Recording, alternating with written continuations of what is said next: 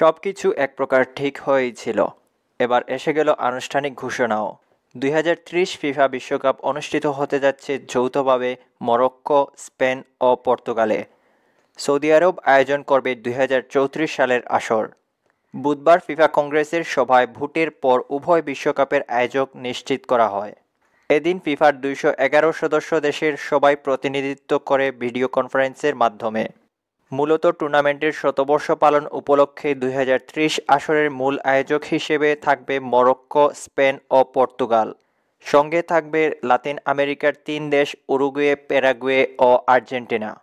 অর্থাৎ এই আসর অনুষ্ঠিত হবে 3টি মহাদেশের মোট 6টি দেশে। মধ্যপ্রাচ্যের দ্বিতীয় দেশ হিসেবে কাতারের পর 2034 বিশ্বকাপের আয়োজন করবে সৌদি আরব।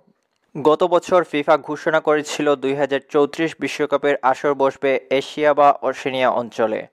এই সিদ্ধান্তের পর অস্ট্রেলিয়াও আসর আয়োজনের আগ্রহ প্রকাশ করে।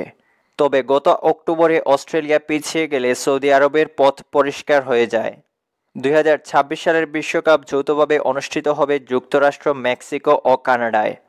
এই আসর দিয়েই অংশগ্রহণকারী দলের সংখ্যা 32 থেকে বেড়ে দাঁড়াবে 48টি।